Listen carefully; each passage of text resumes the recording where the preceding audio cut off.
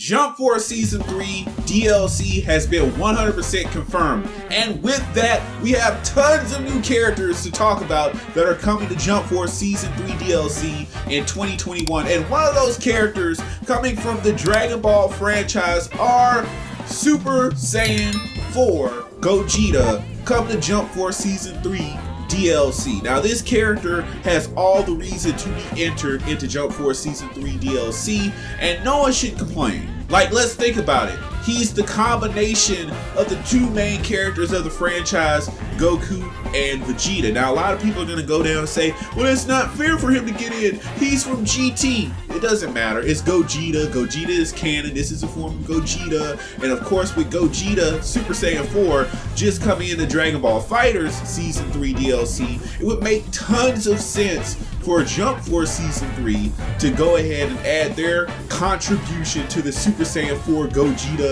legacy of video game additions. So let's talk about what he will be bringing into Jump Force Season 3 DLC. Now all of his moves we know is going to be mostly comprised of combinations of Goku and Vegeta's attacks, but it would make sense to, add some new little bits in there. So first attack that I can see them adding is the infamous Stardust Breaker, but it won't be an ult. It will be a regular ability for Jump Force. And the way that I see this going down is Gogeta striking a pose and him holding that stance while he's charging the Stardust Breaker. Now this is the mechanical change that I would add to it, right?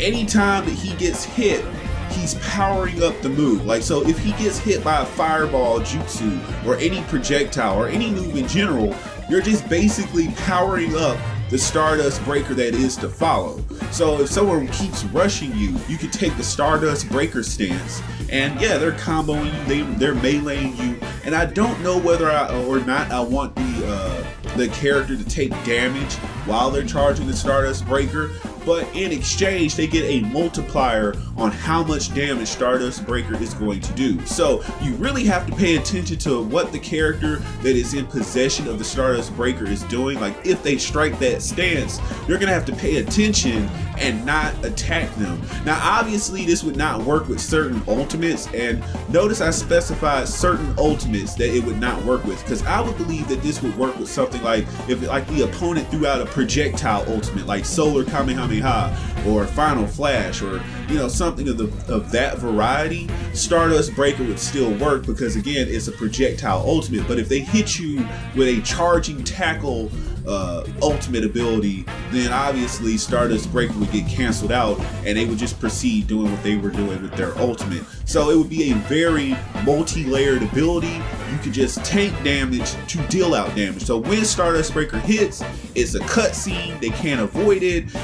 If they're far away, obviously they wouldn't get hit by it because it would just move slowly, but if they're close in, it's going to have really good tracking, and 9 times out of 10 they should get hit if they're in that close to mid range of the Stardust Breaker. So that's all we have to say about the first ability, Stardust Breaker, for Super Saiyan 4 Gogeta and Jump Force Season 3 DLC. Next, moving on, we're going to talk about his ultimate impact, his physical rushing ability, because every Dragon Ball character, they have to have physical rushing abilities in Jump Force. So I'm thinking they're going to go more along the lines of the Budokai Tenkaichi 3 variation of ultimate impact, where Gogeta just vanishes and then you just see the opponent just taking thousands and thousands of countless hits, and then Gogeta finishes it by elbowing them in the face or kicking them down on the ground, thus setting up for a projectile move. Pretty simple, cut and dry, would be around the speed of Vegeta's physical rushing ability, or maybe one of the top tier rushing abilities where he can just come from across the map at super speed. And this is what I would make unique to Gogeta, right? He would not take any damage, so while he's dashing towards the opponent, he's completely invincible. Now that wouldn't be a huge change because most characters tend to be like that, but let's say that someone threw out an ult and you had the potential of being hit. Not Gogeta. He's gonna have like this key or aura while he's dashing that's gonna make him absolutely invincible to anything that would potentially hit him, and the only way to stop the ability would be, of course, to block. That's my variation of Ultimate Impact in Jump Force Season 3 DLC. Now moving it along, this is an either or ability because it depends on what they choose to do and what I would choose to do. So In this ability slot, we're going to talk about Big Bang Kamehameha, or 100 times Big Bang Kamehameha, coming into Jump Force Season 3 DLC for Super Saiyan 4 Gogeta.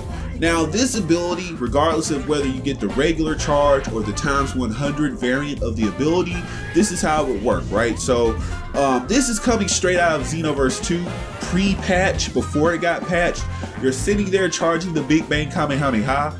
Anything thrown at you, any physical rushing attack coming at you is completely canceled out and nullified. So if your opponent throws a fireball jutsu thinking they're going to stop you, Big Bang Kamehameha is, going to absorb it, so to speak, or nullify it, because nothing is going to be able to stop the charging process and the projectile process of this technique, making it one of those unique abilities that can halt the neutral game of people just playing way across the map and thinking they're going to hit you with stuff. You can just have 100 times Big Bang Kamehameha, nullify all projectiles, absorb things into it, and then you can launch it at the opponent. And of course, it's going to fire in somewhat of a straight line. I would imagine the firing radius would be something like Todoroki's Fire Blast. Like, it's not going to be a straight line, so to speak, but it's going to be like a wide arc hitting from the point of firing, and just having that area of effect that's going to catch different people in the radius of the attack. So you could potentially end up hitting multiple characters. Like if your opponent just spams their supports, you can hit multiple characters and just wipe out their health in one go. That's why I wanted to hit in that wide arc area of effect, so that you can catch multiple things in the attack that would make people, think twice about support spamming. Now, his ultimate. Now, I know a lot of people are going to say, well, hold up, you already used Stardust Breaker. Now you're talking about 100 times Big Bang Kamehameha being a regular ability, but it's going to be his ultimate. Now, this is going to come straight out of the Dragon Ball Super Broly movie, and it's going to be a nod towards Super Saiyan Blue Gogeta, and he's going to use the super explosion wave that he used against Broly in the climax of their fight. Now, everyone remembers that particular super explosion wave where he punches Broly in the gut and then he spreads his arms wide, and it's just this huge explosion of ki that engulfs the opponent. Now, I can see this going down for Jump Force in a similar way, where he just hits the opponent, does a super explosion wave, and if you just wanted to really add disrespect to the whole battle, give him the 100 times Big Bang Kamehameha as an extra bit of damage. So this would potentially be the strongest ult in the game, period, point blank, to where you're hit with it, you're done.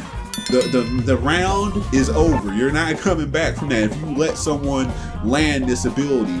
So that's been Super Saiyan 4 Gogeta with all of his different abilities, coming to Season 3 of Jump Force DLC.